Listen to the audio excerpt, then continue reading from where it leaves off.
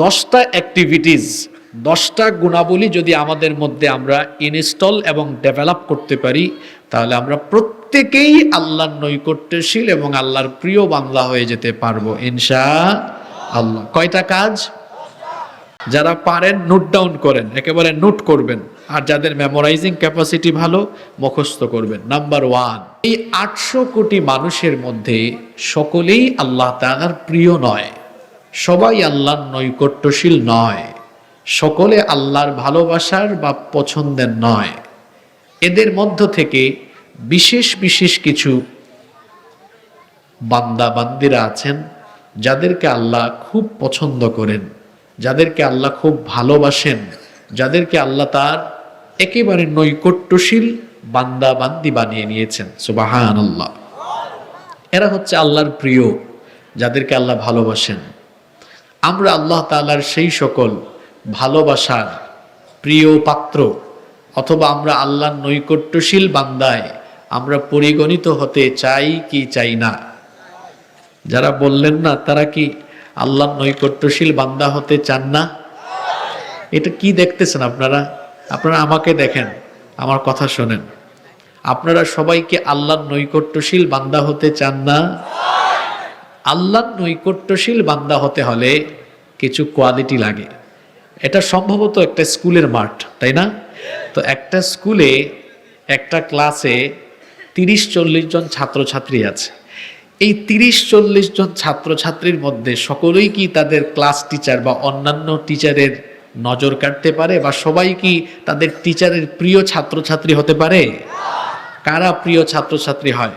যারা ক্লাসে কনসেন্ট্রেট, ক্লাসে মনোযোগী থাকে, যারা হোমওয়ার্ক ঠিক মতো জমা দেয়, অ্যাসাইনমেন্ট করে, যারা পরীক্ষায় ভালো রেজাল্ট করে, যাদের আদব আখলাক ভালো, কথাবার্তা ভালো, ভদ্র বিনয়ী, তারাই তো ক্লাসে তাদের টিচারদের, শিক্ষকদের মনোযোগ আকর্ষণ করতে পারে।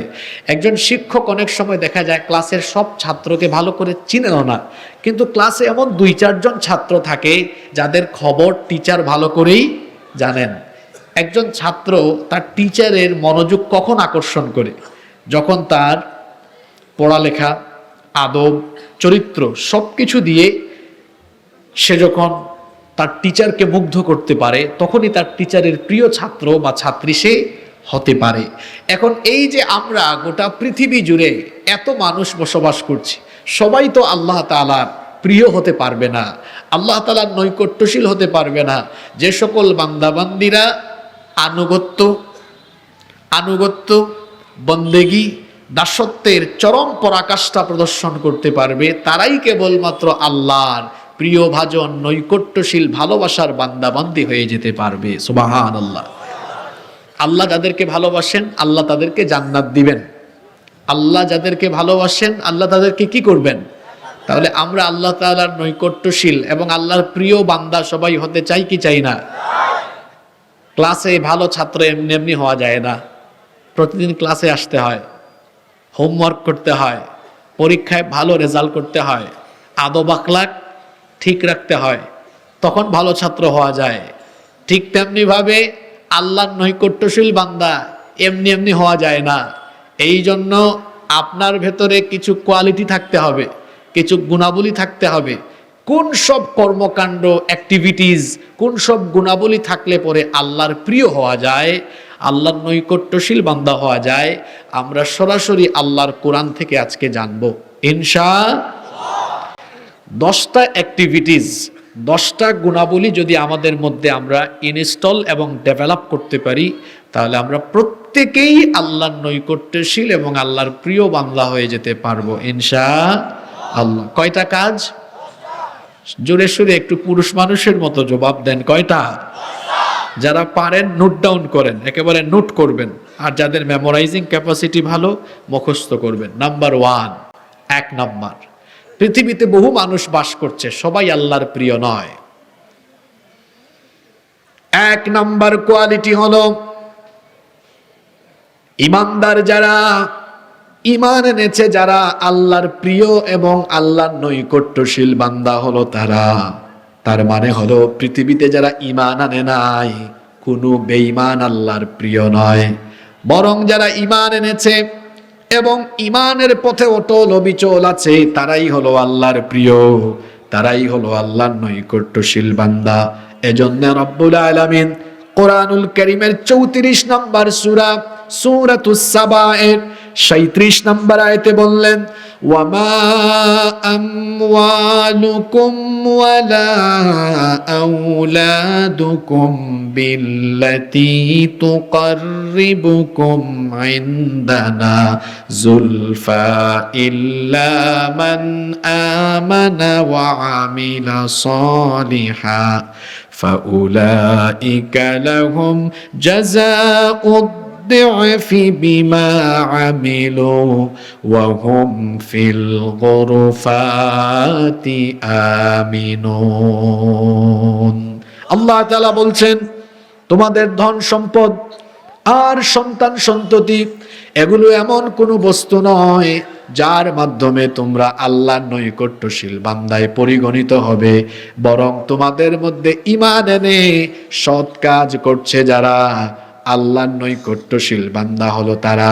আর ঈমানের পথে অটল অবিচল যারা, আল্লাহর তরফ থেকে পুরস্কৃত হবে তারা।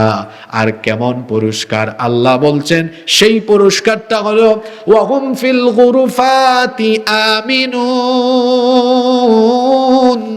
তারা আল্লাহর জান্নাতের নিরাপদ সুউচ্চ আবাসনের ভেতরে তারা অবস্থান করবে।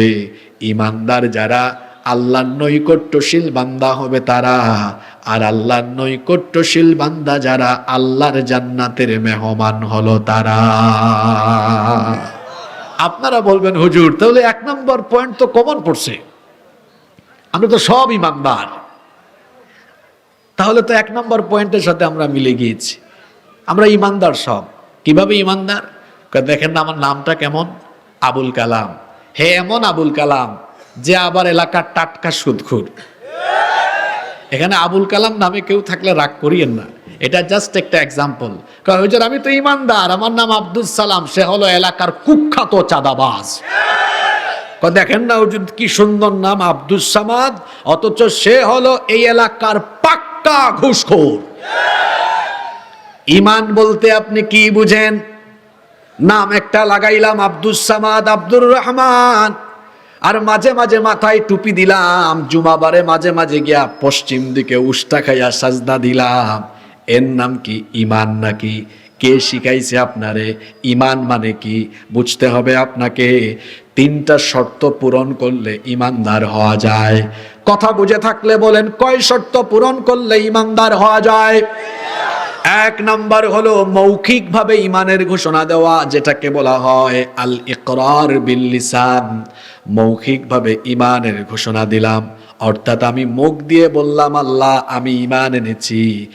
ঈমান এনে তোমার আনুগত্যের পথে জীবন পরিচালনার সিদ্ধান্ত নিয়েছি, এটা মুখ দিয়ে ঘোষণা করতে হবে। এই মৌখিক ঘোষণাটা এতটুকুতে সীমাবদ্ধ নয়।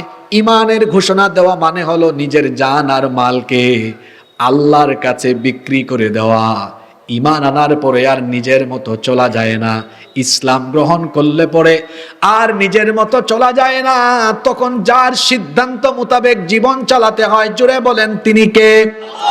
এজন্য জাতির পিতা ইব্রাহিম আলাইহিস সালামকে আল্লাহ বললেন ইয ক্বালা লাহু রাব্বুহু আসলিম। স্মরণ করো যখন ইব্রাহিমকে তার রব বললেন আসলিম, তুমি আত্মসমর্পণ করো, তিনি তখন বললেন ক্বালা আসলামতু লিরাব্বিল আলামিন। তিনি তখন বললেন আমি জগৎ সমূহের প্রতিপালক আল্লাহর কাছে সারেন্ডার করলাম, আত্মসমর্পণ করলাম। আর কেউ ইসলামের ভেতরে দাখিল হয়ে গেলে সে তার জান আর মালকে আল্লাহর কাছে বিক্রি করে দেওয়া লাগবে, নিজের মতো আর চলা যাবে না। আল্লাহ তাআলার কাছে যারা জান আর মাল বিক্রি করবে তাদের নাম হলো মুমিন। কথাটা গুরুত্বপূর্ণ, এই জন্য আমি 3 বার বলতেছি। যারা তাদের জান আর মালকে আল্লাহর কাছে বিক্রি করবে তাদের পরিচয় তারা মুমিন। যারা তাদের জান এবং মালকে আল্লাহর কাছে বিক্রি করবে তাদের নাম হলো মুমিন। জান মাল বিক্রি করে যারা মুমিন হবে, আল্লাহ তাআলা সেই জান আর মালের বিনিময়ে সেই সকল মুমিনদেরকে কি পুরস্কার দিবেন শোনেন।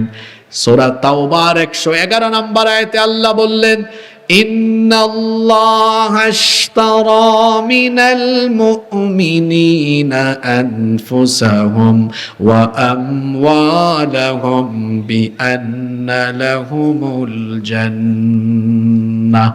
নিশ্চয়ই আল্লাহ সেই সকল মুমিনদের জান এবং মালকে খরিদ করে নিয়েছেন, কিনে নিয়েছেন, যারা তাদের জান এবং মালকে আল্লাহর কাছে বিক্রি করবে। আল্লাহ বলছেন তার বিনিময়ে আমি তাদেরকে আমার জান্নাত আমি তাদেরকে দান করে দিব। সুবহানাল্লাহ তো পড়লেন, কিন্তু বুঝে শুনে পড়ছেন কিনা জানি না। এই যে আমার হাতে থাকা মোবাইল, মনে করেন এটা আমি ওনার কাছে বিক্রি করলাম। এখন আমি এটা বিক্রি করার পরে এই মোবাইল কি আমার ইচ্ছা মতো ইউজ হবে না ওনার ইচ্ছা মতো ইউজ হবে? ওনার ইচ্ছা মতো। তাহলে বিক্রি করে দিলে যিনি এটা ক্রয় করে এটার মালিক হয়ে যান তিনি।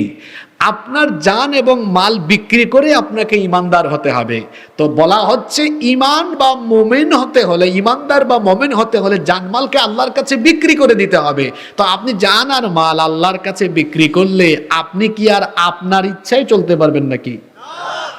বিক্রি করা মানে কি? আমি যদি এখন ঘোষণা দিই আমি মুমিন, তাহলে আমার জবান দিয়ে আল্লাহর আনুগত্যের বিপরীত, আল্লাহর সাথে নাফরমানি হয় এমন একটা কথাও আর আমার জবান দিয়ে বের করা যাবে না।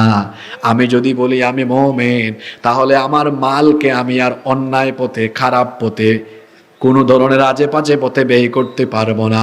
বরং আমি আমার জান মাল এবং আমার জীবনটাকে আল্লাহর আনুগত্য মোতাবেক পরিচালনা করব। এবার নিজের বিবেককে প্রশ্ন করে দেখেন তো, আপনি আপনার জীবনটাকে আল্লাহর বিধান মতো, আদেশ মতো, হুকুম মতো চালান কিনা?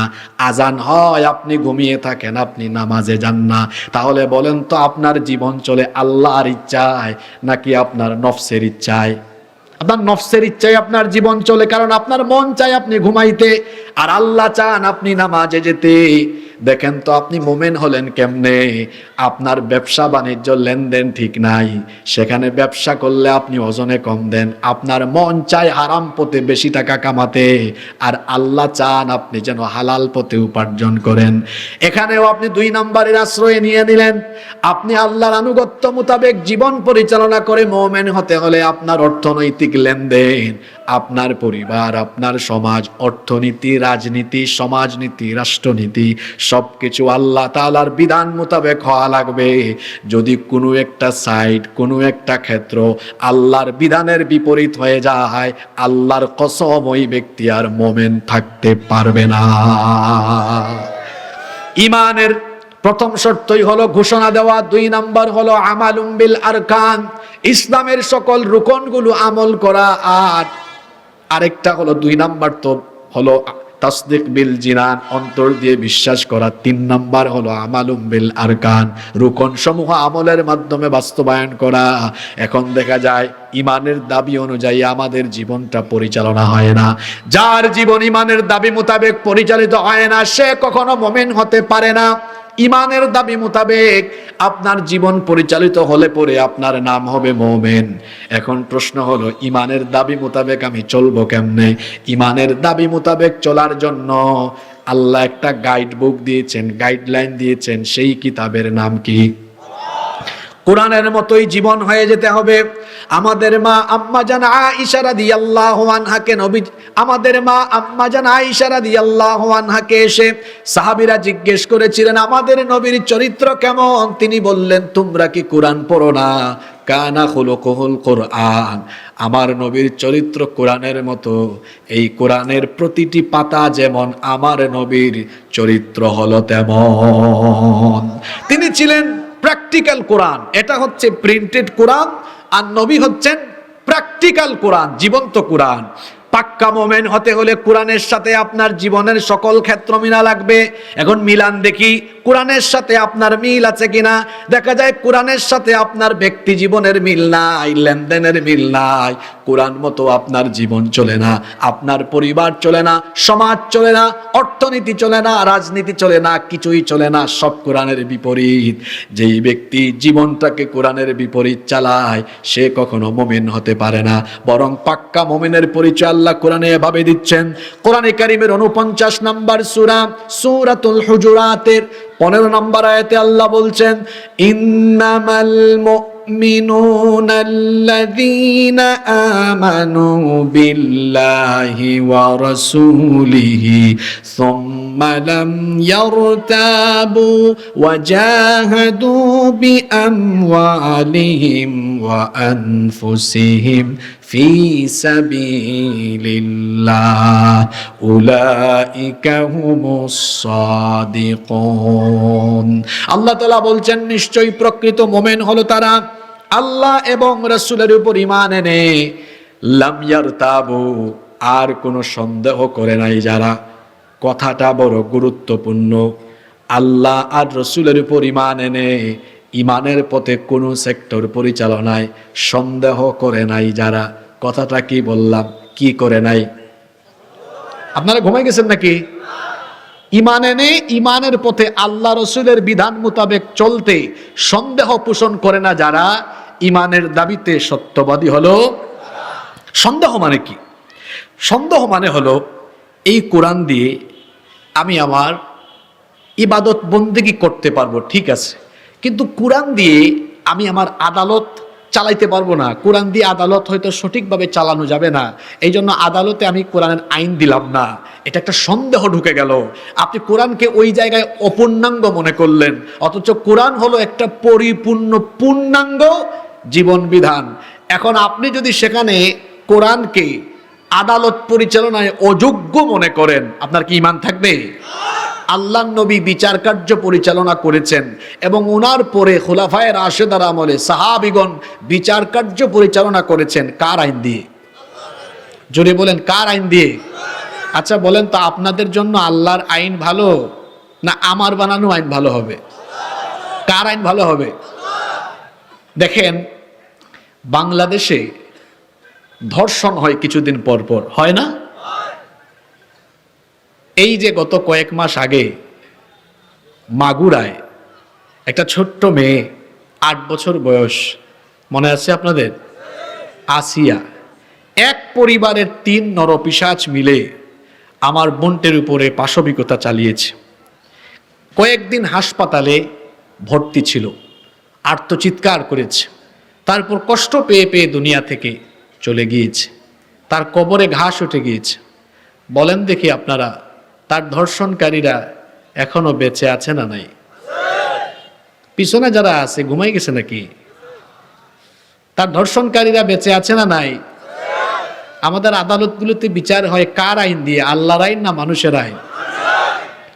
এরকম হাজার হাজার ধর্ষণের ঘটনা আছে যে ধর্ষিতা কবরে গিয়েছে, তার ধর্ষক এখনো বেঁচে আছে। এটা কেমন আইন?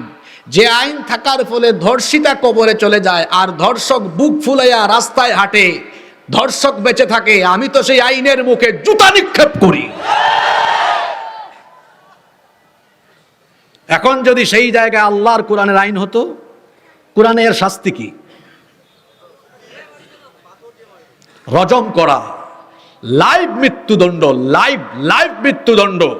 কোরআনে আল্লাহ বলেছেন এদের আযাবটা এমন ভাবে দিবা যাতে অন্যান্যরাও এটা দেখে। কেন? দিনাজপুরে যদি এরকম অঘটন ঘটে, একদম দিনাজপুরের মানুষের চোখের সামনে এর মৃত্যুদণ্ড দেওয়া হোক, যাতে করে চরিত্রহীন লম্পট টাইপসের কেউ থাকলে এক বিচার দেখে সে যেন তারের মতো সোজা হয়ে যেতে পারে। দল মত নির্বিশেষে সব মানুষরা বলেন তো, আপনাদের কল্যাণের জন্য আল্লাহর আইন ভালো না মানুষের আইন ভালো? যে ব্যক্তি মুমিন হয়ে মনে করে বিচার ফয়সালায় কোরআনের আইন আমার জন্য ভালো নয়, তার পরিচয় আমি দিচ্ছি না।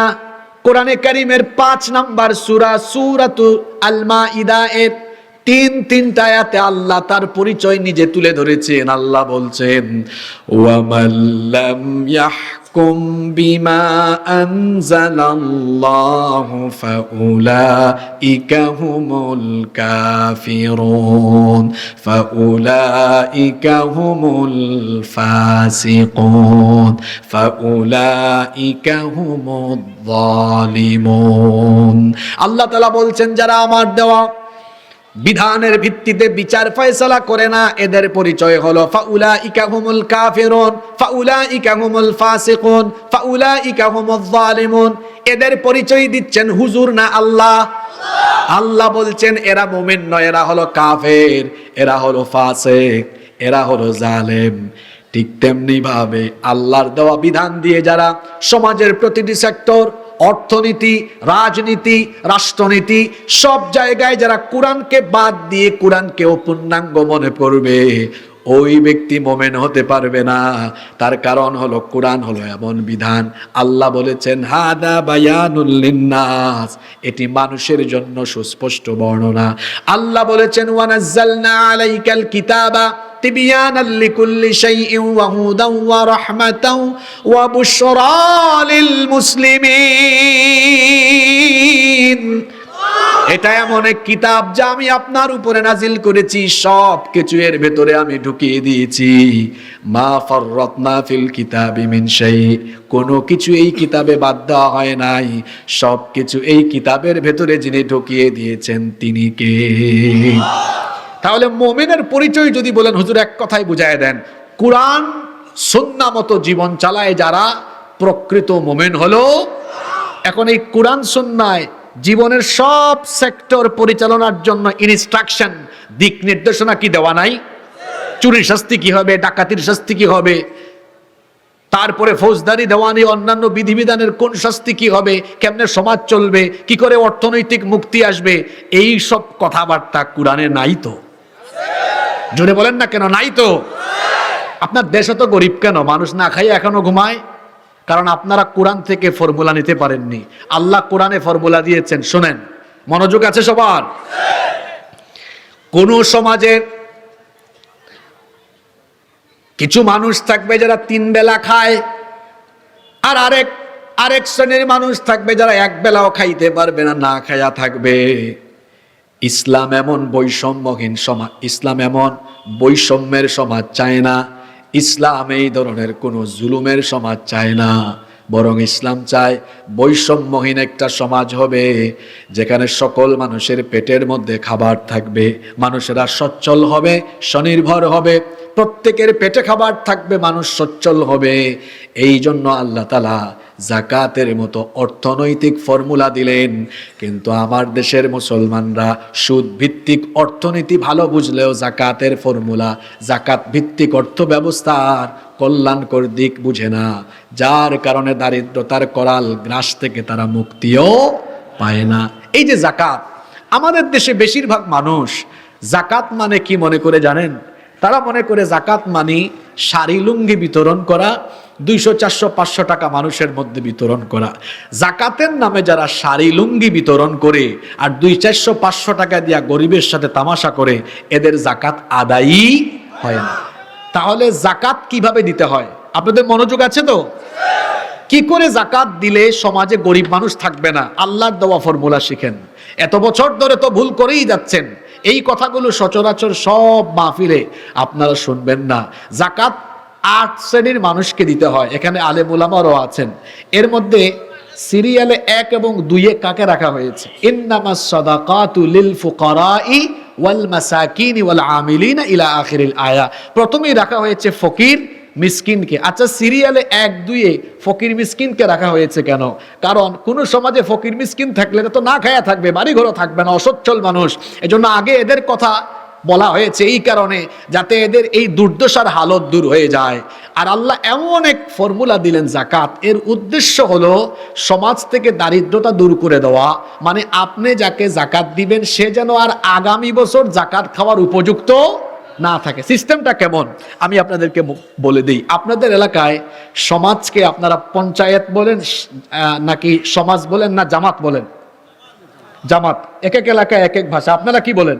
জামাত। মনে করেন আপনাদের এলাকার জামাত কি করলো? আচ্ছা, জামাত বাদ দেন, জামাত তো বাংলাদেশে এক দলের নাম। আমরা হুজুররা আছি বড় বিপদে। আসলে আমাদের অবস্থাটা কেমন জানেন? আমরা আস্তে আস্তে হাঁটলে অনেকে মনে করে হুজুর মনে আজকে বেশি খাই ফেলছে। জুড়ে জুড়ে হাঁটলে কয় হুজুরের দাওয়াত আজকে কয়েকটা আছে। তো জুড়ে হাঁটলেও বিপদ, আস্তে হাঁটলেও বিপদ। আমরা কিছু বললেও হয় সমস্যা, না বললেও হয় তো যাই হোক, আমি বলি আপনার সমাজ বসে একটা সিদ্ধান্ত নিল যে চলো আমরা একটা কাজ করি, আমাদের সমাজে যাদের উপর জাকাত ফরজ এদের সবার জাকাতের টাকাটা এক জায়গায় করি। তো আপনারা এক জায়গায় করে দেখলেন, এর পরিমাণ হয়েছে 2 লক্ষ টাকা। সবাই একটু বলেন না, কয় লক্ষ টাকা? এখন আপনারা যদি চান তাহলে এই 2 লক্ষ টাকা 500 500 500 করে জন প্রতি 500 500 করে দিলে আপনারা কিন্তু 400 জন মানুষকে দিতে পারবেন। কিন্তু এই 400 জন মানুষকে জন প্রতি 500 500 করে দিলে এরা কি ধনী হয়ে যাবে নাকি? এক বেলা খাবে, আরেক বেলা আবার ওই অসহায়ত্ব থেকে যাবে।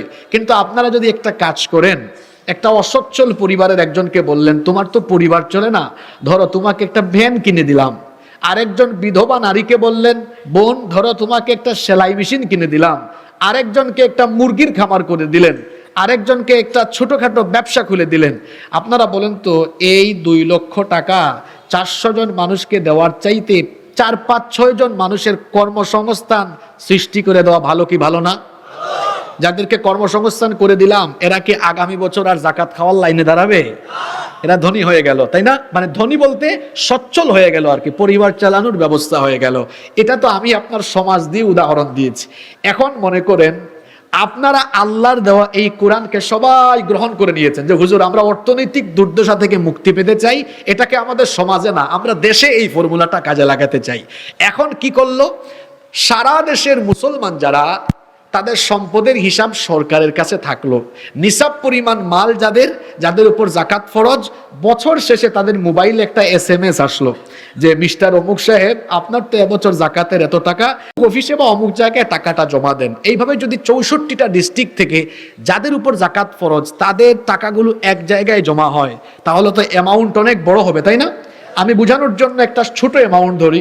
মনে করেন এই বছর সারা দেশ থেকে জাকাতের টাকা উত্তোলিত হলো, এর পরিমাণ দাঁড়ালো 140,000 কোটি টাকা। এটা 1-2 বিভাগ দিয়ে সম্ভব হয়, কারণ এটা রাষ্ট্রীয় ব্যাপার। তো কিন্তু বোঝানোর জন্য ছোট উদাহরণ দিলাম, 140,000 কোটি টাকা। আপনারা দেখেন এই ফর্মুলা কাজে লাগালে কেমনে গরিব তার গরিবী হালত কাটিয়ে উঠতে পারে। দেখা গেল মোট উত্তোলিত অর্থের পরিমাণ 140,000 কোটি টাকা। গভর্নমেন্ট এবার কি করলো, সারা দেশের 64টা ডিস্ট্রিক্ট থেকে বেকার যুবকদেরকে তালাশ করলো, করে 64 ডিস্ট্রিক্ট থেকে সর্বমোট 70 লক্ষ যুবকের তালিকা করলো। কথা বুঝতে বলেন তো কত লক্ষ তালিকা? এই 70 লক্ষ যুবককে ঢাকায় ধাপে ধাপে নিয়ে গিয়ে প্রত্যেকের হাতে হাতে এবার 2 লক্ষ টাকার চেক দিয়েছে। ধরো নাও 2 লাখ।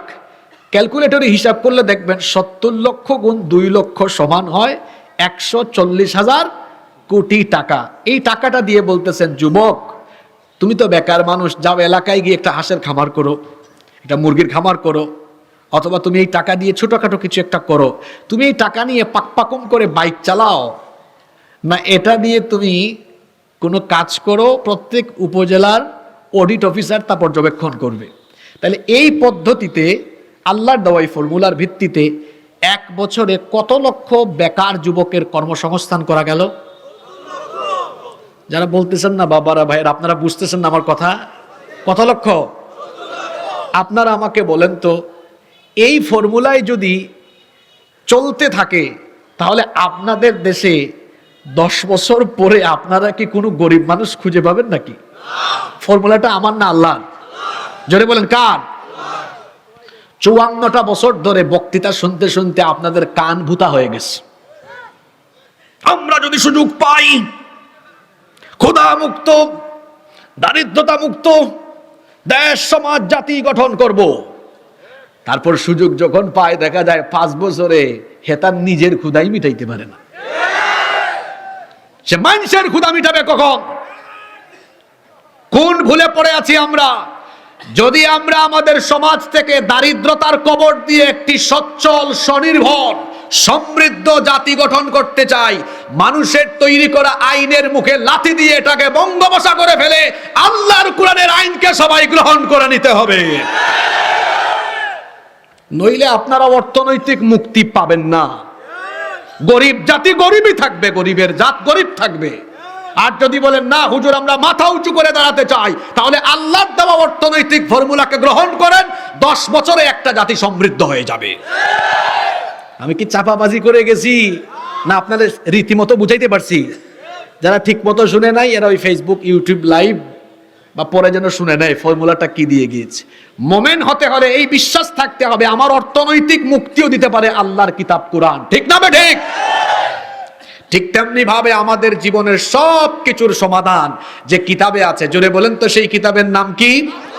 সমাধান চাও যদি জীবনে মরণে, ফিরে যাও খুঁজে নাও চোখ রাখো কোরআনে। সমাধান চাও যদি জীবনে মরণে, ফিরে যাও খুঁজে নাও চোখ রাখো কোরআনে। তবেই পাবে সুখ শান্তির ঠিকানা, তবেই পাবে সুখ শান্তির ঠিকানা, যদি মেনে নাও তুমি মনে প্রাণে। সমাধান সমাধান চাও যদি জীবনে মরণে, ফিরে যাও খুঁজে নাও চোখ রাখো কোরআনে। If you want a solution in here and hereafter, go back, have a look on the Holy Quran. সব সমস্যার সমাধান দিতে পারে, এটাতে বিশ্বাস করে না এ মুমিন নয়। যেটা বিশ্বাস করে না কখনো মুমিন হতে। আল্লাহর নৈকট্যশীল বান্দা হতে হলে মুমিন হওয়া লাগবে। মুমিন হতে হলে কোরআনের বিধান 100 ভাগ মেনে নেওয়া লাগবে। 100 ভাগ কোরআনের বিধান মেনে জীবন চালাবে যারা, মুমিন হলো তারা। আর মুমিন যারা আল্লাহর প্রিয় এবং নৈকট্যশীল বান্দা হলো তারা। আল্লাহ আমাদেরকে খাঁটি মুমিন বানিয়ে দেন। আরো আসতে বলেন আমিন। কষ্ট হচ্ছে আপনাদের? 2 নাম্বার আল্লাহর নৈকট্যশীল বান্দা হওয়ার 2 নাম্বার কোয়ালিটি হলো, 2 নাম্বার যে অ্যাক্টিভিটিস আপনার মধ্যে থাকতে হবে যেটার মাধ্যমে আল্লাহর নৈকট্যশীল বান্দা হওয়া যায়, সেটা হলো আল্লাহ তাআলাকে সাজদা দেওয়া। রব্বুল আলামিন এজন্য বললেন ওয়াসজুদ ওয়াকতারিব, সাজদা দাও আর সাজদা দেওয়ার মাধ্যমে আমার নিকটবর্তী হয়ে যাও, আমার নৈকট্যশীল বান্দা হয়ে যাও। তাহলে আল্লাহর কোরআন আমাদেরকে এই বার্তা দিল, সাজদার মাধ্যমে কার নিকটবর্তী হওয়া যায়? সবাই বলেন কার? আপনারা যেন প্রতিদিন আল্লাহকে সাজদা দিয়ে দিয়ে আল্লাহর প্রিয় বান্দা হতে পারেন, এই জন্য দৈনিক 5 ওয়াক্তের নামাজের শিডিউল দিয়েছেন কে? 5 ওয়াক্ত নামাজের ভেতরে প্রতি রাকাতে কয়টা করে সাজদা আছে? কয়টা? প্রতি রাকাতে সাজদা কয়টা? প্রতি রাকাতে রাকাতে 2টা সাজদা আছে। যেহেতু সাজদার মাধ্যমে আল্লাহর প্রিয়, আল্লাহর নৈকট্যশীল বান্দা হওয়া যায়, এজন্য আল্লাহ ডেইলি 5 ওয়াক্ত নামাজের শিডিউল দিলেন। এটি এমন এক ইবাদত, বান্দা যখন সাজদায় পড়ে যায়, আল্লাহর নবী বলেছেন আকরাবু মা ইয়াকুনুল আবদু মির রাব্বিহি ওয়া হুয়া সাজিদ। বান্দা যখন সাজদায় চলে যায় তখন সে আল্লাহর এত কাছাকাছি চলে যায়, তখন আল্লাহ আর বান্দার মাঝখানে কোনো পর্দা থাকে না, একেবারে আল্লাহর কাছাকাছি হয়ে যায়। তাহলে সাজদার মাধ্যমে আল্লাহর নিকটবর্তী হওয়া যায়। আর সাজদা যেন ডেইলি 5 ওয়াক্ত নামাজে গিয়ে দিতে পারেন, এই জন্য আল্লাহ নামাজ দিলেন। কিন্তু আমাদের খবর হলো এমন, 5 ওয়াক্ত নামাজের মধ্যে আমাদের কোনো যাওয়ার কোনো খবর নাই। একটু আগে প্রশ্ন করলাম, আপনারা সবাই আল্লাহর নৈকট্যশীল বান্দা হতে চান কিনা? জি হুজুর সবাই চাই। আচ্ছা বলেন তো দেখি, আমরা সবাই জান্নাতে যেতে চাই কি চাই না? কারা কারা যেতে চান না হাত তুলেন। আচ্ছা ভুল করে তুলছে, অসুবিধা নাই। আল্লাহ মানুষের মুখের টানেন না, ভিতরের টানেন। সুবহানাল্লাহ পড়বেন না? আচ্ছা এবার হাত তুলেন দেখি, সবাই জান্নাতে যেতে চাই কারা কারা? হাত তুলেন। ওকে ওকে ওকে ওকে, এবার থাকেন, হাতটা উপরের দিকে থাকেন। এবার আমার দিকে তাকান। তারা জান্নাতে যেতে চায়, কিন্তু তারা নামাজে অনেকে যেতে চায় না। হাত নামায়েন না। এখানে বহু আল্লাহর কুতুব আছে যারা রাত 11:30 ধরে কষ্ট করে ওয়াজ শুনতেছে, কিন্তু এশার নামাজটা কাজা করে আসছে। হাত নামান। এমনকি পেশাব করে পানিও নেয় নাই, এমনও বহু মানুষ এখানে আছে না নাই? এমনও বহু মানুষ এখানে আছে এশার নামাজ কাজা করে মাহফিল শুনতে বসেছে, মহিলা প্যান্ডেলে এইরকম মা বোনেরাও থাকতে পারে। এখানে আমার সামনে বহু যুবক থাকতে পারে, যেই যুবকেরা আজকে সারাদিনে একবারও পেশাব করে পানি নেয় নাই। যে ব্যক্তি নাপাক থাকে তার সাথে ফেরেশতা থাকে না, তার সঙ্গে থাকে শয়তান। এজন্য যুবক ভাইদেরকে বলবো, খবরদার নাপাক থাকবেন না, সব সময় পবিত্র থাকবেন। নামাজের কথা বলছিলাম, নামাজের মাধ্যমে আল্লাহর নিকটবর্তী হওয়া যায়, আল্লাহর নৈকট্যশীল বান্দা হওয়া যায়, আল্লাহর প্রিয় হওয়া যায়। কিন্তু আমরা জান্নাতে যেতে চাইলেও নামাজে যেতে চাই না। নামাজ ছাড়া কি জান্নাতের কোনো গন্ধ পাওয়া যাবে নাকি? কিয়ামতের দিন সর্বপ্রথম যে আমলের হিসাব না হবে, সেই আমলের নাম কি? সবাই বলেন, সেই আমলের নাম কি? ওয়াজ তো সবাই জানে, কিন্তু আমল করে না। আমাদের দেশে হবে সেই ছেলে কবি বলেছেন, কথায় না বড় হয়ে কাজে বড় হবে। আমরা কথা বলি বেশি কিন্তু কাজ করি কম। রাত 12টা 1টা পর্যন্ত ওয়াজ শুনে ফজরের নামাজ কাজা করে। বলেন তো, ওয়াজ শোনা গুরুত্বপূর্ণ নাকি নামাজ আদায় গুরুত্বপূর্ণ? ওয়াজ শোনা নফল, নামাজ আদায় করা হলো ফরজ। আমার দেশে মাহফিলে মানুষ বেশি, কিন্তু মসজিদে মানুষ, নামাজের জামাতে পাওয়া যায় না। যেই ব্যক্তি নামাজে যায় না, সেই ব্যক্তি আল্লাহর গোলামি করে না শয়তানের গোলামি করে? হাদিস শরীফ থেকে শোনাচ্ছি, আল্লাহ নবী বলেছেন কোন ব্যক্তি যখন সাজদা দেয়, তখন শয়তান এই দৃশ্য দেখলে ইয়াতাজালা শাইতানু আনহু, শয়তান ওই ব্যক্তির কাছ থেকে দূরে চলে যায়। এই দৃশ্য দেখলে ফায়াবকি, সে কান্না করে। আর কোন মানুষ যখন নামাজে আল্লাহকে সাজদা দেয়, তখন ইবলিস এটা দেখলে কাঁদে এবং কান্না করে, তার মন খারাপ হয়। আর কোন মানুষ যখন নামাজে যায় না, ইবলিস এই দৃশ্য দেখে হাসতে থাকে। এই হাদিস আপনাকে আমাকে কি বার্তা দিল? তার মানে আমরা নামাজে গেলে আল্লাহ খুশি হন, ইবলিস বেজার হয়, সে কাঁদে। আর নামাজে না গেলে ইবলিস হাসে। কথা বুঝলে বলেন তো, নামাজে গেলে ইবলিস হাসে না কাঁদে? জোরে বলেন, হাসে না কাঁদে? আর নামাজে না গেলে ইবলিস কি করে?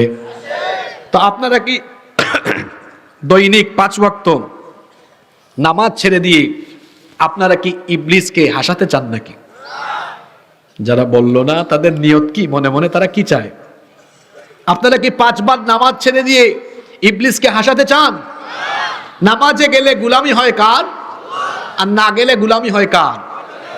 যে ব্যক্তি নামাজ আদায় করে না, তার পরিচয় হলো সে হলো শয়তানের খাস গোলাম। কারণ শয়তানের কথা শুনেছে। এই জন্য নামাজ ছাড়বেন না। নামাজ ছাড়া আল্লাহর প্রিয় বান্দা হওয়া যায় না। ওই যে মাহফিলের শুরুতে বলেছিলাম, ক্লাসের ভালো ছাত্র হয়ে শিক্ষকের প্রিয় হওয়ার জন্য যেমন ক্লাসে যাওয়া লাগে, পরীক্ষায় ভালো করা লাগে, আদবওয়ালা আখলাকওয়ালা হওয়া লাগে, ঠিক তেমনি আল্লাহর নৈকট্যশীল বান্দা হতে হলে নিজের মধ্যে এই রকম কিছু কোয়ালিটি ডেভেলপ করা লাগে, যেই কোয়ালিটির মাধ্যমে আল্লাহর নিকটবর্তী হয়ে যায়।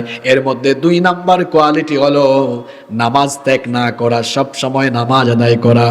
সাজদাকারী বান্দাদেরকে আল্লাহ পছন্দ করেন, এবং সাজদায় গেলে পরে বান্দা আল্লাহর এত নিকটবর্তী হয়ে যায়। হাদিসে এসেছে যে আল্লাহ আর বান্দার মাঝখানে তখন কোনো পর্দা থাকে না।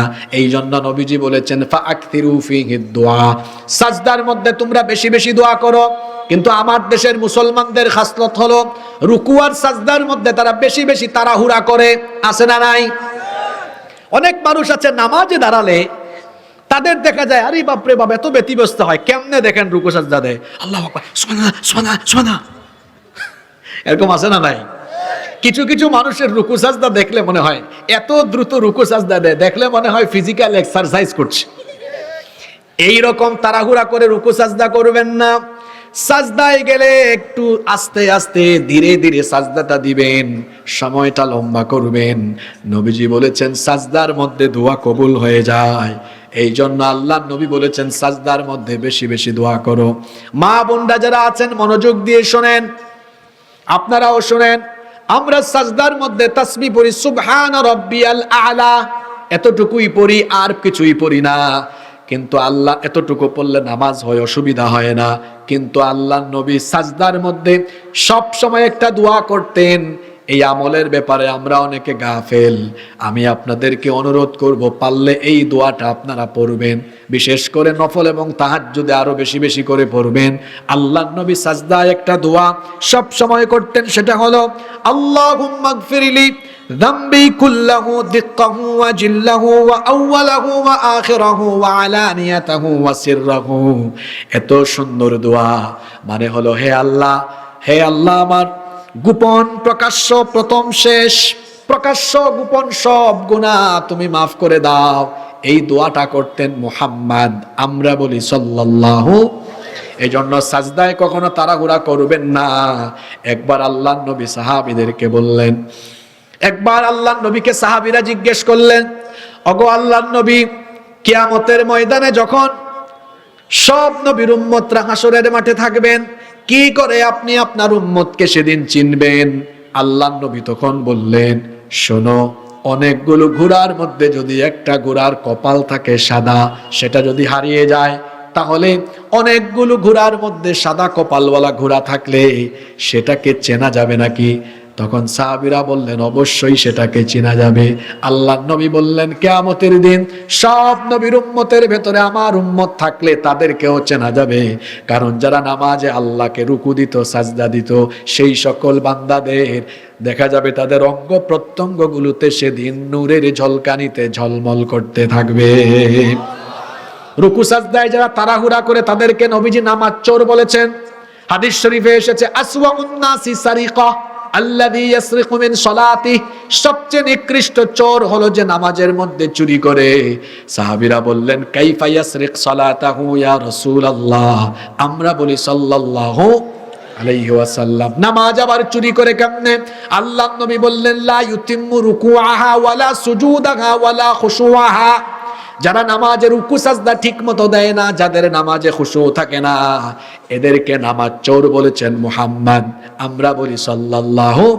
এজন্য রুকু সাজদায় তাড়াহুড়া করবেন না, ধীরে ধীরে রুকু সাজদা দিবেন। আর 5 ওয়াক্ত নামাজের মধ্যে 1 ওয়াক্ত নামাজও কাজা করবেন না, কারণ নামাজ ছাড়া আল্লাহর প্রিয় বান্দা যেমন হওয়া যায় না, নামাজ ছাড়া জান্নাতের গন্ধও পাওয়া যায় না। নামাজ হলো এমন এক ইবাদত, আল্লাহর নবী বলেছেন, লা দীনা লিমান লা সালাতা লাহু, যার মধ্যে নামাজ নাই তার মধ্যে দ্বীন নাই।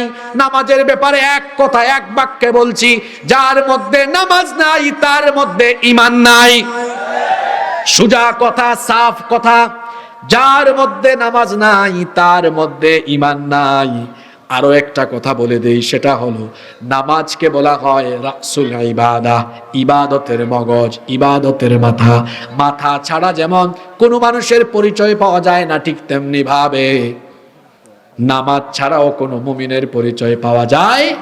আচ্ছা, আপনাদের রাস্তায় যদি আল্লাহ না করুক, বোঝানোর জন্য বলতেছি আর কি, একটা অ্যাক্সিডেন্ট হয়, সেখানে যদি 4-5 জন মানুষের মাথা কাটা থাকে, তাহলে কি মাথা ছাড়া দেহ দিয়ে কোনো মানুষের পূর্ণাঙ্গ পরিচয় পাওয়া যাবে নাকি? মানে সাথে সাথে পাওয়া যাবে পরিচয়? পাওয়া যাবে না। মাথা ছাড়া যেমন কোনো ব্যক্তির পরিচয় সাথে সাথে পাওয়া যায় না, ঠিক তেমনি নামাজ ছাড়াও কোনো মুসলমানের আসল পরিচয় পাওয়া যায় না। ঠিক তো বললেন, পা ধরে বলে যাচ্ছি, প্লিজ নামাজ ছাড়বেন না। নামাজ এটি হলো এমন এক আমল, এর মাধ্যমে বান্দা আল্লাহর নৈকট্যশীল প্রিয় বান্দায় পরিণত হয়ে যায়। সুবহানাল্লাহ। এজন্য আমরা 5 ওয়াক্ত নামাজি হব তো? জোরে বলি ইনশাআল্লাহ। 3 নাম্বার, আল্লাহর নৈকট্যশীল বান্দাদের 3 নাম্বার গুণাবলী হলো, এরা হলো আল্লাহর জিকিরকারী। এরা সব সময় জিকির করে কার? এখন জিকির মানে আপনি কি বুঝেন? আমাদের দেশে ওই যে ব্রাহ্মণবাড়িয়া, কুমিল্লা, ওইসব অঞ্চলে অনেক ব্যাককলরা জিকির বানাইছে, হুক্কুর হুক্কুর, এগুলোকে তারা জিকির বানাইছে। আপনারা ফেসবুকে এগুলো দেখেন না? হুক্কুর হুক্কুর। একজনকে দেখলাম ফেসবুকে ওই দিন জিকির করতেছে, আমি বললাম, এর কি কুষ্ঠকাঠিন্য হইল নাকি? জিকির মানে কি? জিকির হলো 3 প্রকার।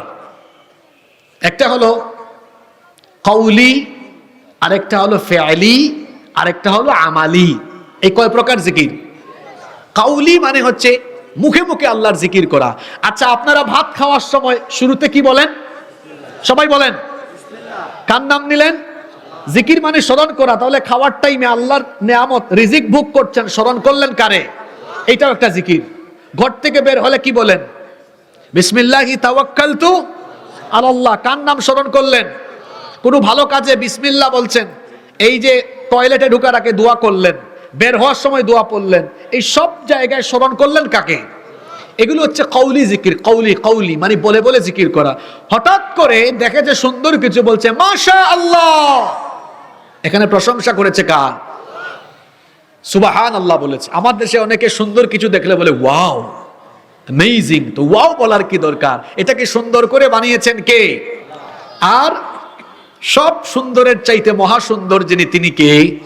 দুনিয়া সুন্দর, মানুষ সুন্দর, আসমান সুন্দর, জমিন সুন্দর, সুন্দরে সুন্দরে পাল্লা, জানি না কত সুন্দর তুমি আল্লাহ, জানি না কত সুন্দর তুমি আল্লাহ। সুবহানাল্লাহ। তিনি হচ্ছেন সুন্দরের কারিগর। তো কওলি জিকির মানে হচ্ছে এই যে সকাল সন্ধ্যায় আমরা অনেক জিকির করি না, সকাল সন্ধ্যার অনেক জিকির আছে না, এগুলো কওলি। আমালি জিকির মানে কি? আমালি। আচ্ছা, কওলি আরেকটা বললাম কি? ফেইলি। আরেকটা কি বললাম? আমালি। কওলি তো বললাম। ফেইলি হচ্ছে আমি আমার কাজে কর্মের সময় আল্লাহকে স্মরণ করছি। আমি এমন এক অফিসে চাকরি করি, আমার সামনে ঘুষের বান্ডিল নিয়ে আসছে, হ্যাঁ, তখন আমি অন্তর দিয়ে আল্লাহকে কি করলাম? স্মরণ করলাম। আচ্ছা, আমি একটু মিস্টেক করেছি। কাউলি, তারপরে আরেকটা হচ্ছে কি? অন্তর দিয়ে আরেকটা করা, আরেকটা হচ্ছে আমালি মানে কাজ দিয়ে করা। অন্তর দিয়ে আল্লাহর জিকির করা মানে কি? এটাকে বলা হয় অন্তর দিয়ে জিকির করা। মানে আমার কাছে ঘুষ নিয়ে আসতো, আমি অন্তরের সাথে সাথে ভয় পয়দা করলাম কার? জোরে বলেন, ভয় পয়দা করলাম কার? আমি আল্লাহর সন্তুষ্টির জন্য এটা ত্যাগ করলাম। এবার আসেন আমালি, কাজে কর্মের মাধ্যমে আমি আল্লাহর জিকির করছি। সেটা কিভাবে? সেটা হচ্ছে আমি অসন্তুষ্ট হন, আল্লাহ নারাজ হন, এইরকম কোনো কাজ আমি করব না। এটার নাম কি? জিকির। জিকির হলো আল্লাহর সন্তুষ্টির পথে চলা, আল্লাহর আনুগত্যের পথে চলা, সর্বাবস্থায় আল্লাহকে স্মরণ করে জীবন পরিচালনা করা। আর আল্লাহ তাআলাকে যেই অন্তর স্মরণ করে না, যেই ব্যক্তির অন্তর আল্লাহর স্মরণ করে না, যার অন্তরে আল্লাহর জিকির থাকে না, এরা হলো জিন্দা লাশ, এরা হলো জিন্দা। বরং যাদের অন্তরে আল্লাহর জিকির থাকে তাদের নাম মুমিন। এজন্য আল্লাহ বলছেন, ইন্নামাল المؤمنون الذين إذا ذكر الله وجلت قلوبهم وإذا تليت عليهم آياته زادتهم إيمانا وعلى ربهم يتوكلون। নিশ্চয়ই মুমিন হলো তারা, আল্লাহর জিকির বা আল্লাহর স্মরণ হলে যাদের অন্তর আল্লাহর ভয়ে কেঁপে উঠে, এরাই হলো মুমিন। আর যাদের অন্তরে আল্লাহর জিকির থাকে না, এরা হলো জীবিত লাশ, এদেরকে আমি বলি জিন্দা লাশ। আল্লাহর জিকির যার কলবে থাকে না, ওই ব্যক্তি কখনো প্রকৃত মুমিন হতে পারে। আল্লাহর জিকির অন্তরে থাকা মানে হলো সব সময় আমি আল্লাহকে এমন ভাবে স্মরণ করব। যুবক ভাইরা শোনেন, এই যে ফেসবুকে গেলাম, ইউটিউবে গেলাম, আজে বাজে ভিডিও চলে আসলো, আজে বাজে ভিডিও চলে আসার সাথে সাথে অন্তরে আমি আল্লাহর স্মরণ নিয়ে আসলাম। আল্লাহর স্মরণে আমি আল্লাহর ভয়ে তখন সাথে সাথে আজে বাজে কাজ, ভিডিও দেখা ত্যাগ করলাম। তার মানে হলো আমার অন্তরে কার জিকির আছে? আরো জোরে বলেন, কার? আর যারা আল্লাহর জিকির করে, আল্লাহ তাআলা এদেরকে এত পছন্দ করেন। হাদিসে কুদসিতে এসেছে, আল্লাহ তাআলা বলেছেন, আনা ইনদা যান্না আবদি বি, বান্দা আমার ব্যাপারে ধারণা করে যেমন, আমি তার কাছে ঠিক তেমন। ওয়া আনা মাহু হিনা ইয়াযকুরুনি, বান্দা যখন আমার জিকির করে আমি তখন ওই বান্দার সাথেই থাকি। ইন যাকারানি ফি নাফসিহি যাকারতুহু ফি নাফসি, বান্দা যখন আমাকে একা একা স্মরণ করে, আমিও আমার বান্দাকে তখন স্মরণ করি। এজন্য কোরআনে আল্লাহ বলেছেন, ফাযকুরুনি আযকুরুকুম ওয়াশকুরুলি ওয়ালা তাকফুরুন। তোমরা আমার জিকির করো, আমিও তোমাদের জিকির করব। কত বড় কথা! বান্দা আল্লাহর জিকির করলে আল্লাহ বান্দার জিকির করেন। আল্লাহু আকবার। তরিকাটা কেমন?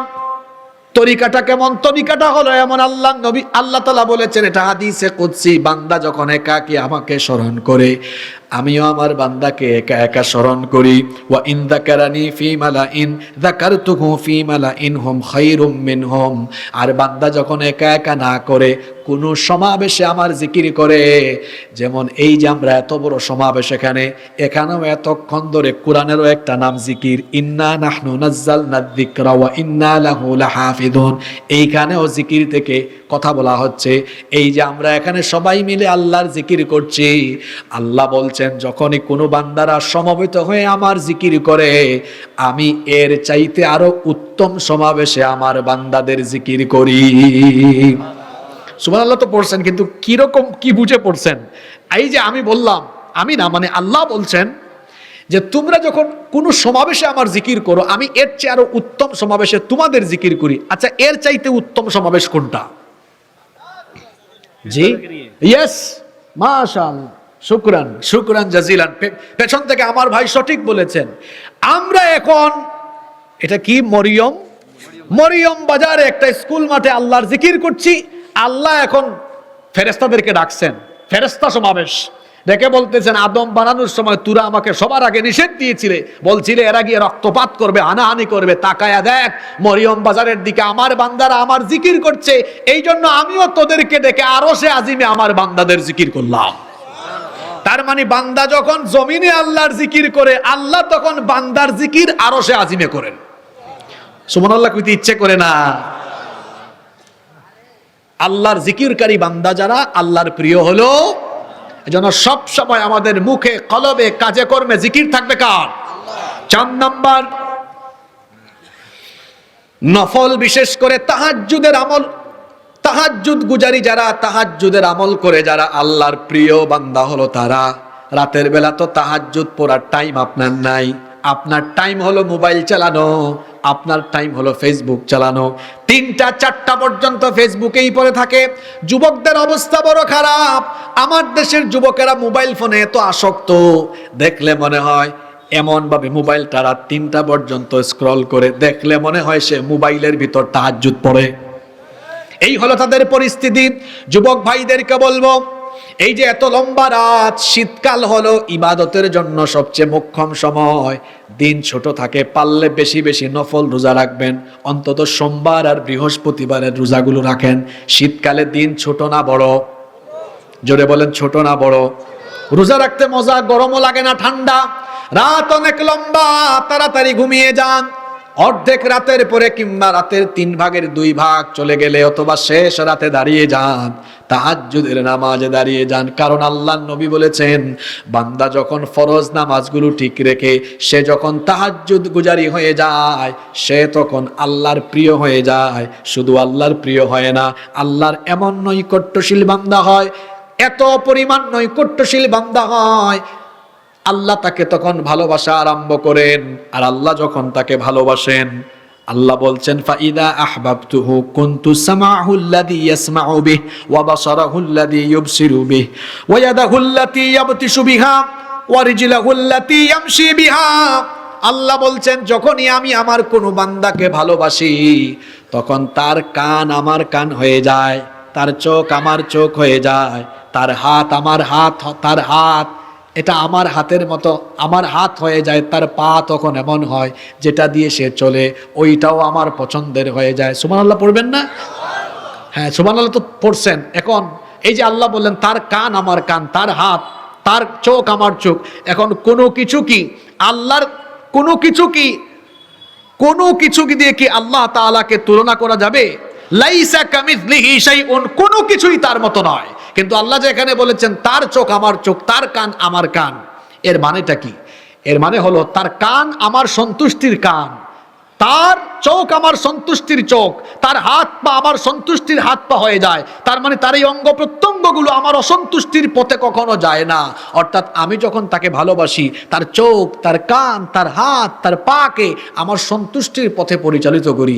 বিষয়টা একটা উদাহরণ দিয়ে বুঝাইলে আপনারা বুঝবেন।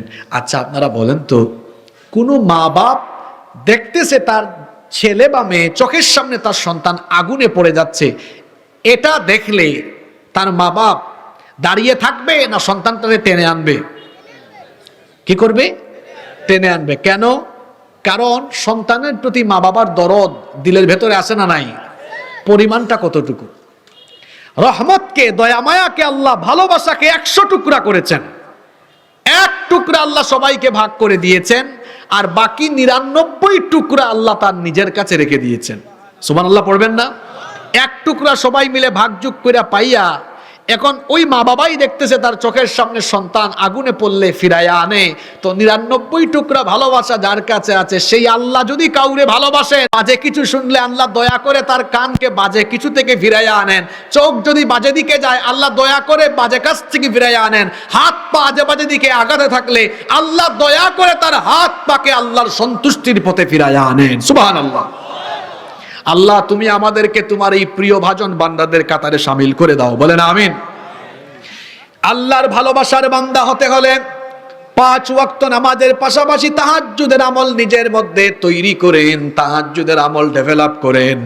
এই জন্য আল্লাহর নবী বলেছেন, আলাইকুম বিকিয়ামিল লাইল, তোমরা রাতের নামাজকে নিজেদের জন্য অপরিহার্য করে নাও। ফাইন্নাহু দাবুস সালিহিন ক্বাবলাকুম, কারণ এটা ছিল তোমাদের পূর্ববর্তীদের নেক আমল। ওয়া হুয়া কুরবাতুন ইলা রাব্বিকুম, এটা এমন আমল যেটা তোমাদেরকে তোমাদের রবের নিকটবর্তী করে দিবে। ওয়া মুকাফফিরাতুল লিসসাইয়্যাত, এবং এটা এমন এক আমল যার মাধ্যমে গুনাহসমূহ মিটে যাবে। সুবহানাল্লাহ। এই জন্য রাতের তাহাজ্জুদকে নিজের আমল বানিয়ে নেন। বিশেষ করে যুবক তরুণ ভাইদেরকে বলবো, রাতের বেলা দীর্ঘ রাত পর্যন্ত 3টা 4টা পর্যন্ত মোবাইল না চালায়া 3টা 4টা পর্যন্ত তাহাজ্জুদে পড়ে থাকেন। যারা তাহাজ্জুদের নামাজে পড়ে থাকে, শেষ রাতে যারা আল্লাহকে সাজদা দেয়, এরা হলো আল্লাহর প্রিয় বান্দা, এরা হলো মুমিন, এরা হলো আল্লাহ তাআলার নৈকট্যশীল এবং জান্নাতি বান্দা। আল্লাহ এদের পরিচয় কোরআনে এভাবে দিয়েছেন, ওয়াল্লাযীনা ইয়াবিতুনা লিরাব্বিহিম সুজদান ওয়া কিয়ামা, এরা রাতের বেলা রুকু সাজদা করে রাত কাটিয়ে দেয়। তাতাজাফা জুনুবুহুম আনিল মাদাজি', শেষ রাতে বিছানা থেকে তাদের পিঠ আলাদা হয়ে যায়। ইয়াদউনা রাব্বাহুম খাউফান ওয়া তামা, ভয় এবং আশা নিয়ে তারা তাদের রবকে ডাকতে থাকে। আল্লাহ এদের পরিচয় এভাবে দিয়েছেন, কানু কলিলাম মিনাল লাইলি মা ইয়াহজাউন ওয়া বিল আসহারি হুম ইস্তাগফিরুন। রাতের বেলা এরা খুব কম সময় ঘুমায়, শেষ রাতে এদের পিঠ বিছানা থেকে আলাদা হয়ে যায়, তারা মোবাইল চালাতে চালাতে রাত কাটায় না। আল্লাহ বলেছেন, ওয়াবিল আসহারি হুম ইস্তাগফিরুন, ইস্তিগফার করে করে ক্ষমা চাইতে চাইতে তারা তাদের রাত কাটিয়ে দেয়। এজন্য আল্লাহর প্রিয় হতে হলে শেষ রাতটা আল্লাহকে দিতে হবে। এই যে রাত হয়ে গেল, সবার দরজা বন্ধ হয়ে গিয়েছে, গভীর রাতে সবার দরজা বন্ধ হয়ে যায়, কিন্তু আল্লাহর রহমতের দুয়ার খোলা থাকে। সুবহানাল্লাহ পড়বেন না? ওয়াজ কমিটি এগুলা দেখেন আর শিক্ষা নেন। রাত 12টা হয়ে গিয়েছে, এত লম্বা সময় মানুষ বসবে কেমন? তো অনেক আগে বসছে। আমাদেরকে এমন টাইমে বসান যখন মানুষের ব্রেন টায়ার্ড হয়ে যায়, অথচ আমাকে 9টা 9:30টায় দিলে মন ভরে আমিও কথা বলতে পারতাম, মানুষও মন ভরে মজা করে শুনে যাইতে পারত। ঠিক বলে কি হবে? এরা শিক্ষা নিবে না, এরা এমনই। এই জন্য আমি গতকালও বলেছি নীলফামারীতে, এই উত্তরবঙ্গে আগামী বছর থেকে শিডিউল পাইতে হলে ওখানে গিয়ে আরেক ঝামেলা তো হইছে। এটা আমি গতকালও বলেছি। মাহফিল নেয় একজন, গিয়ে দেখি মাহফিলের স্থান চেঞ্জ। এরকম হচ্ছে এবছর বিভিন্ন জায়গায়, বুঝতে পেরেছেন? এই রংপুরে একটাকে ধরছি আমরা গত 2-3 দিন আগে। সে আমার ডেট 3 জায়গায় দিছে। কয় জায়গায় দিছে? হ্যাঁ, মানুষকে বলছে। দুষ্ট আসলে তার না, মানুষেরও দোষ। সে বলতেছে, হুজুর এই এলাকায় আমার মাধ্যমে কি দেয়? ডেট দেয়। হ্যাঁ, ডেট নিয়ে ডেট বেচছে উনার কাছে, উনি বেচছে উনার কাছে। হে নিজে কমিটি বানাইছে, ওই একজন ভাই বলছে দালাল। আমি তারে ধরছি। কিভাবে ধরছি? আমি মাহফিলে আসছি 10টায়, সরি 9টার একটু পরে। কমিটি খুব বেজার আমার উপরে, বলতেছে হুজুর আমরা আপনাকে 8:30টায় স্টেজ দিতে চাইছি যাতে 10টার আগে মাহফিল শেষ হয়, আপনি তো আসছেন 8:30টায়। বললাম মিলন ভাই কোথায়, বাইজিৎ ভাই কোথায়? এরাই তো আমাকে বললো যে 10টার দিকে স্টেজ দিবেন। কই কিসের মিলন, কিসের বাইজিৎ? পরে আমি বললাম কেন কল দেন তো, আপনাকে এরা আনতে গেছে না? আমি বললাম কই, আমার তো কেউ আনতে যায় নাই, আমি তো আপনাদেরকে ফোন দিতে পাই না, আধা ঘন্টা ধরে মোবাইল বন্ধ। আমি গুগল ম্যাপ দিয়ে আসছি, দেখি আপনাদের এই 3 ভাইকে, কমিটির ভাইকে ডাকেন। এখন দেখে মোবাইল সবার বন্ধ। পরে দেখলাম 10টা হয়ে যাচ্ছে। আমি বললাম ভাই চলেন ওয়াজ করি, বাকি সমাধান পরে হবে। পরবর্তীতে শেষ করে এনএসআই ডিবি দিয়া রাত 2টার সময় এদেরকে রংপুর শহর থেকে আমি বাইন্ধা ধইরা কমিটির কাছে দিচ্ছি। ওই ভিডিও আমার কাছে আছে। এইরকম করে দেখা যায় অনেক জায়গায় মানুষ কথা দিয়ে, এই যে বক্তারা মাঝে মাঝে অনেক বিরক্তি নিয়ে কথা বলে, কারণ বক্তাদেরকে কিছু মানুষ এইভাবে বিরক্ত বানায় ফেলছে। এই হচ্ছে অবস্থা। তো আমি বলছিলাম মাহফিলে আপনারা প্রধান বক্তাকে 9টা থেকে 9:30টার ভিতরে উঠানোর চেষ্টা করবেন, দেখবেন মাহফিলও জমবে ইনশাআল্লাহ।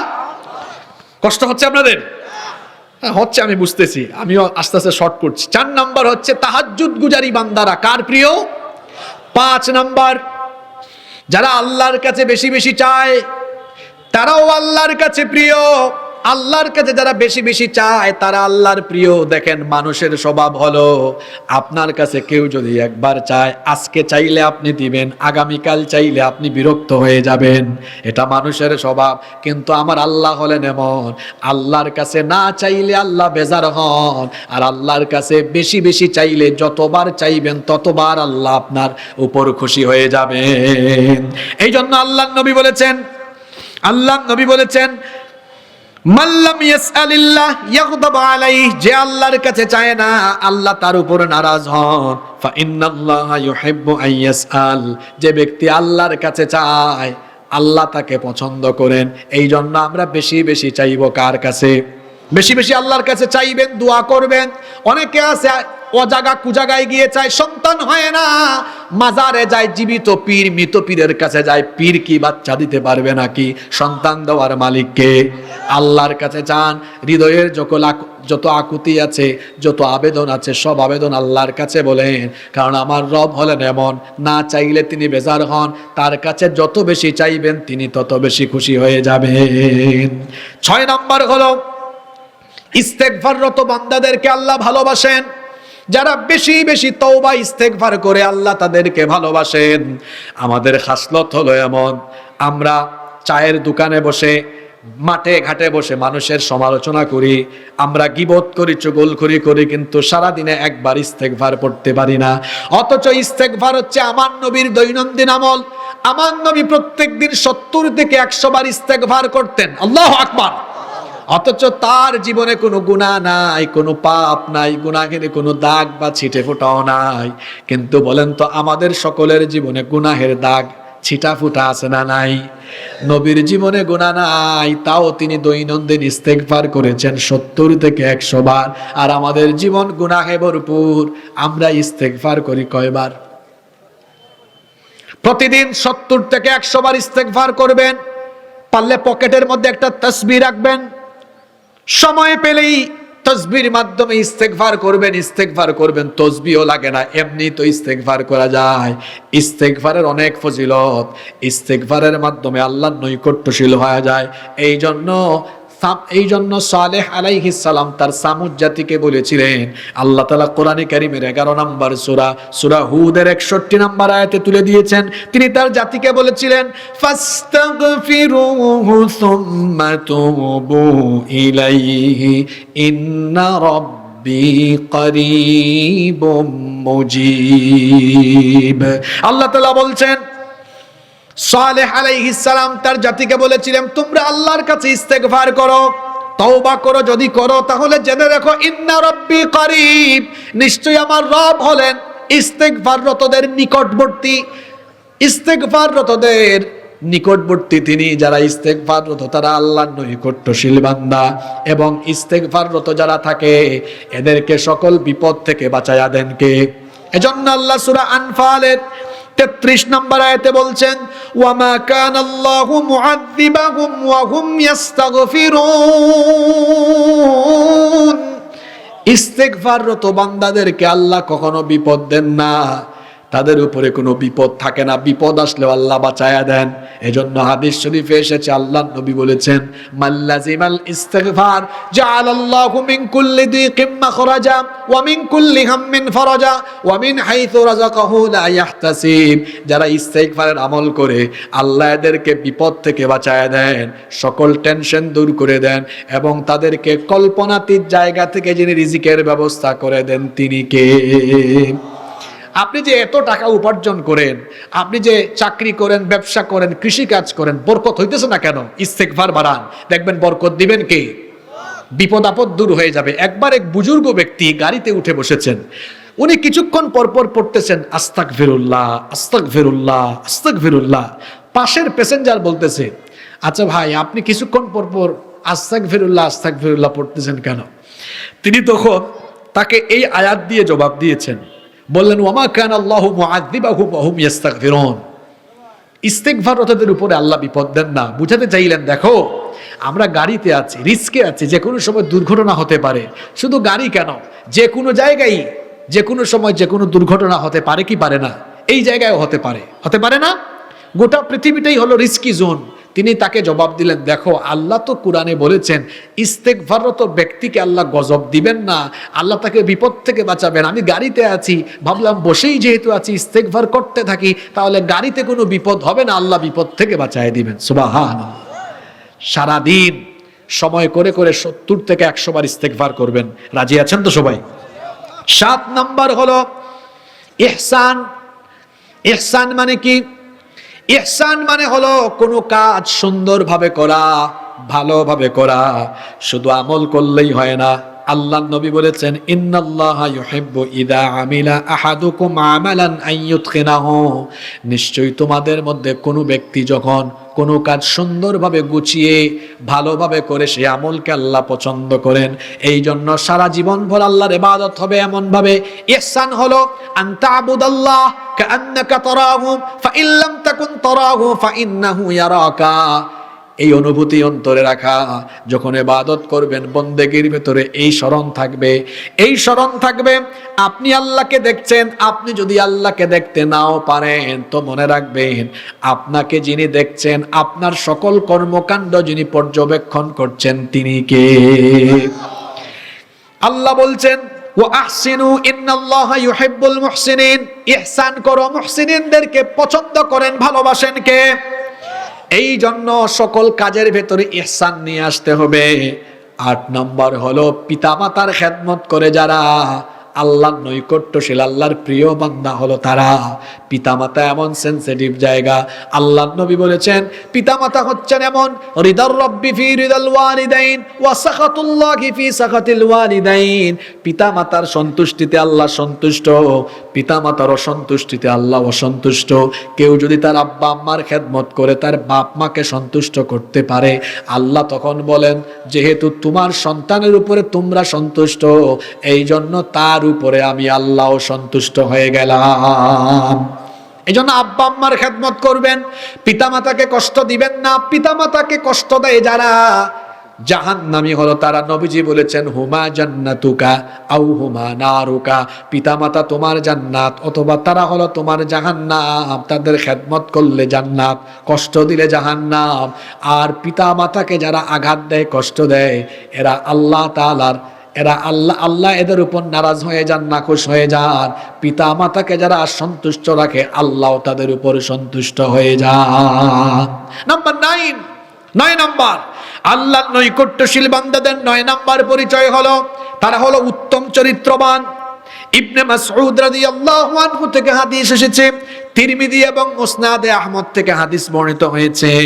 আল্লাহর নবী একদিন সাহাবীদেরকে বললেন, আলা উখবিরুকুম বিমা ইউহাররামু আলান নার।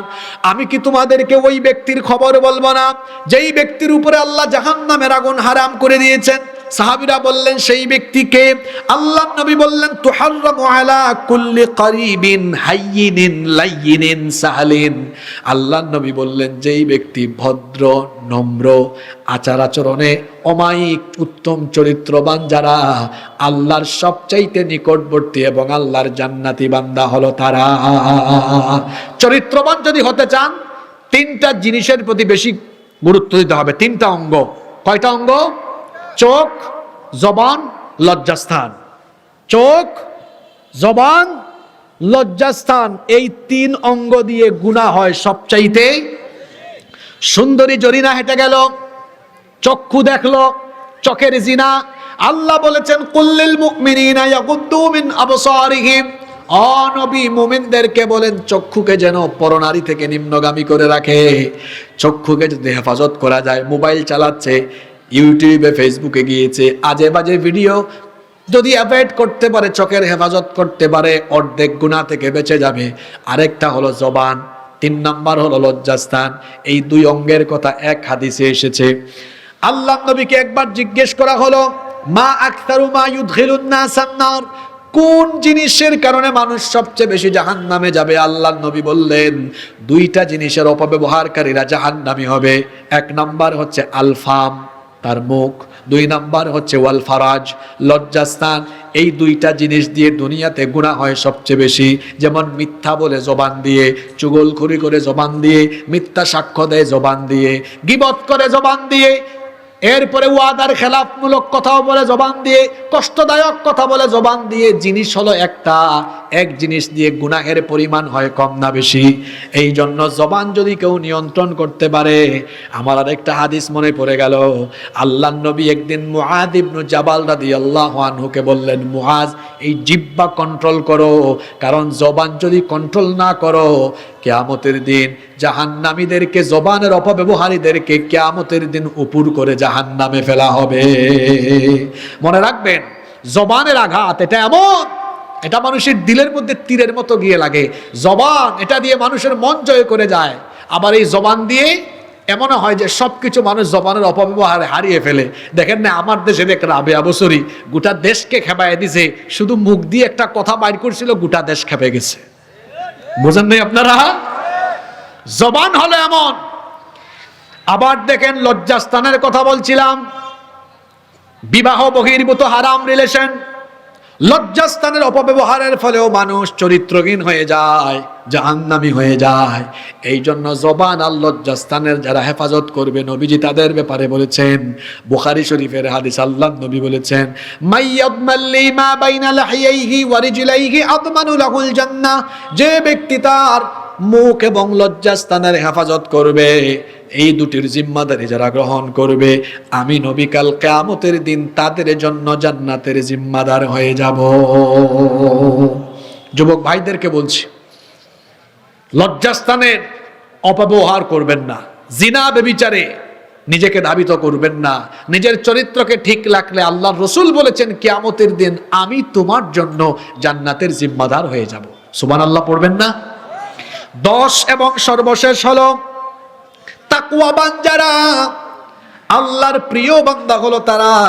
আল্লাহ তাকওয়াবানদের সাথে আছেন, তিনি তাদেরকে পছন্দ করেন। এজন্য আল্লাহ বলেছেন ইন্নাল্লাহা ইউহিব্বুল মুত্তাকিন, মুত্তাকিনদেরকে যিনি পছন্দ করেন, জুড়ে বলেন তিনি কে? মুত্তাকি বা তাকওয়াবান কারা?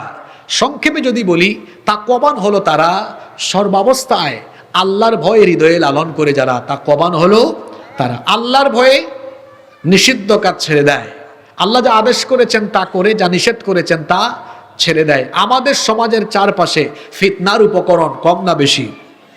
তাকওয়ার উদাহরণ, একটা উদাহরণ দিয়ে আমি আপনাকে বুঝাই দিই। আপনাদের এলাকায় খাল বিল আছে না?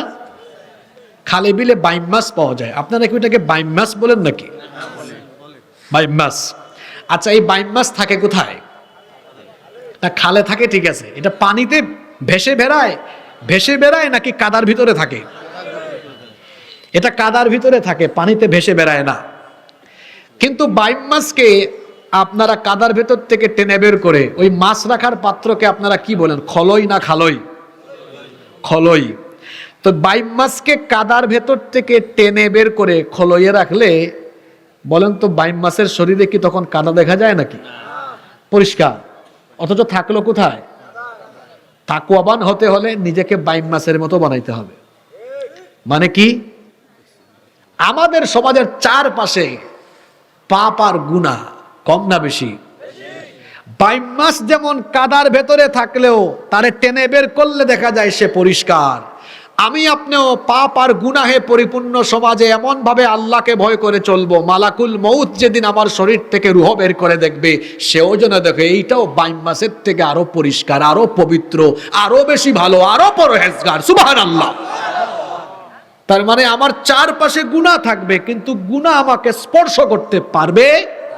যুবক ভাইয়েরা, চরিত্রের প্রতি আমার ভাইয়েরা, চরিত্রের প্রতি আমার ভাইয়েরা মনোযোগী হন। আজকে আমার যুবকদের চরিত্র নষ্ট করার জন্য কত শয়তানি উপাদান। একদিকে মাদকের ছড়াছড়ি, অন্যদিকে যৌনতা, অশ্লীলতা, জিনা, ব্যভিচার দিয়ে আমার যুব সমাজের চরিত্রকে নষ্ট করার অপচেষ্টা চালানো হচ্ছে। যুবকদেরকে বলবো, ভাইয়েরা আমার, মাদক থেকে এবং তথ্য প্রযুক্তির অপব্যবহার থেকে নিজেকে সেভ করবেন। ওই বাইম মাছের মতো, সে কাদায় আছে, কাদা তার গায়ে লাগে নাই। ঠিক তেমনি আমি আপনি, আমরা যারা যুবক আছি, চতুর্দিকে মাদকের ছড়াছড়ি, চতুর্দিকে জিনা, ব্যভিচার, অনলাইন অফলাইন জুয়ায়ের সয়লাব, চতুর্দিকে পাপ আর পাপ, গুনাহ আর গুনাহ, কিন্তু আমার অন্তরে আল্লাহর ভয় পয়দা করে চলবো, কোনো পাপ আমাকে স্পর্শও করতে পারবে না। আল্লাহু আকবার। এই মোট কয়টা অ্যাক্টিভিটিস, কয়টা গুণাবলীর কথা বললাম? এই 10টা গুণ নিজের ভেতরে নিয়ে আসতে পারলে আল্লাহর প্রিয় হওয়া যাবে, নইলে আল্লাহর প্রিয় হওয়া যাবে না। এক ছাত্র স্কুলে যায়, টিচার ক্লাসে পড়াচ্ছে আর সে মাঠের মধ্যে ক্রিকেট খেলায়, সে কি ভালো ছাত্র? ঠিক তেমনি ভাবে এই পৃথিবীতে কেউ আজানের টাইমে নামাজে যায় আর কেউ ঘুমায় থাকে অন্য কাজ করে। দুইজন কি সমান? একজন আল্লাহর প্রিয় আর একজন আল্লাহর নাফরমান বান্দা। আপনি সিদ্ধান্ত নেন, আপনি নাফরমান হবেন না প্রিয় হবেন। একজন সুদও খায় না, ঘুষও খায় না, আর একজন সুদ খাইয়া ঘুষ খাইতে খাইতে তার অবস্থা খারাপ। আর একজন হালাল পথে চলে। দুইজন কি সমান? যে হালাল পথে চলে সে কার প্রিয়? আর যে সুদ ঘুষে আছে সে নাফরমান। সে কি? যে 10টা পয়েন্ট বললাম, 10টা একটু রিভিশন করি। 1, ঈমান ডেভেলপ করে ঈমানের পথে চলা। 2 নম্বরটা মনে আছে? এই জন্য তো প্রশ্ন করছি, গুরুত্বপূর্ণ এটা। বলেন 2 নম্বরটা কি? সবাই বলেন সালাত। বলেন, সবাই বলেন কি? আজকে ফজরের জামাতে শামিল হবেন তো? 12:30 পর্যন্ত ওয়াজ শুনে কি হবে? ফজর যদি কাজা করেন, নামাজি যারা আল্লাহর প্রিয় তারা, বেনামাজি যারা এরা আল্লাহর প্রিয় হতে পারবে। তারপর 3 নাম্বার কি বলেছি? আল্লাহর জিকিরকারী বান্দা। 4 নাম্বার কি বলেছি? তাহাজ্জুদ গুজারি বান্দা। 5 নাম্বার কি বলেছি? যারা সব সময় আল্লাহর কাছে চায়। তারপর 6 নাম্বার কি বলেছি? ইস্তেগফারকারী বান্দা। 7 নাম্বার বলেছি মুহসিন, যারা ইহসান করে। 8 নাম্বার বলেছি যারা পিতামাতার খেদমত করে। 9 নাম্বার বলেছি যারা নিজের চরিত্রকে উত্তম চরিত্র বানাতে পারে। 10 নাম্বার বলেছি যারা অন্তরে তাকওয়া লালন করতে পারে। এই 10টা কোয়ালিটি, 10টা গুণে গুণান্বিত যারা আল্লাহর প্রিয়, আল্লাহর নৈকট্যশীল, আল্লাহর জান্নাতি বান্দা হলো তারা। সুবহানাল্লাহ পড়বেন না? এই 10টার ভেতরে সব চলে আসছে। এজন্য আসুন এই 10টা গুণে আমরা নিজেদেরকে গুণান্বিত করি। আল্লাহ তুমি আমাদের সবাইকে এই 10টা গুণে গুণান্বিত হওয়ার তৌফিক দান করো। আমরা সবাই বলি আমিন। সম্মানিত উপস্থিতি, এখানে কি কোনো ব্যাগ ট্যাগ গিয়েছে? চাদর ব্যাগ ট্যাগ গিয়েছে?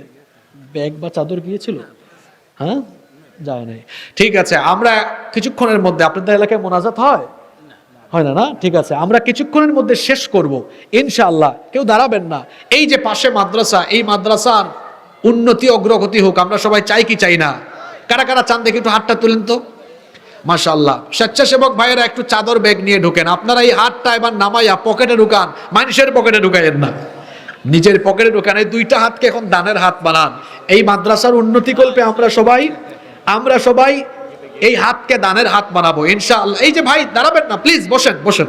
আমরা শেষ করে একসাথে উঠবো। আর যারা এই শেষ সময়েও সামিল হতে চান আপনারা নিয়ে আসেন, আমরা কিছুক্ষণের মধ্যে শেষ করব। স্বেচ্ছাসেবক নাই? হায় হায় হায় হায়, আপনাদের বাড়ি তো কাছে, আমার বাড়ি তো দূরে, আপনারা দেখে আমারে ফালাইয়া উঠে গেলেন। হ্যাঁ, একসাথে উঠে যেত না? আমরা সবাই তো একসাথে উঠতে পারতাম। ব্যাগগুলো যাচ্ছে, চাদর যাচ্ছে, আপনারা সবাই শামিল হবেন। যত কথা বলেছি আল্লাহ আমাদের সবাইকে আমল করার তৌফিক দান করেন। সুবহানাকা আল্লাহুম্মা ওয়া বিহামদিক আশহাদু আল্লা ইলাহা ইল্লা আনতা আস্তাগফিরুকা ওয়া আতুবু ইলাইক। আসসালামু আলাইকুম ওয়া রাহমাতুল্লাহি ওয়া বারাকাতুহু। আপনি বলেন। আলহামদুলিল্লাহ, এতক্ষণ জানবো আমরা মৌলানা হাসিবুর রহমানের মূল্যবান আমরা কথা শুনলাম। উনি 10টি পয়েন্টের উপরে কথা বললেন। এই 10টি পয়েন্ট যদি আমরা সঠিকভাবে পালন করি এবং আমল করার চেষ্টা করি, আল্লাহ রাব্বুল আলামিন অবশ্যই আমাদেরকে জান্নাত নসিব করে দিন। আল্লাহুম্মা আমিন। আর আজ আপনারা যারা এই এতিমখানা মাদ্রাসা দান করবেন, এখানে এসে দান করবো এবং আমাদের গেটের সামনে ওখানে লোক আছে, আপনারা সবাই দান করবেন। আপনারা সকলেই দান করবেন। কেউ দানের হাত থেকে কেউ দান থেকে আমরা মাহরুম না হয়, আমরা সকলে দান করি। আর আজকে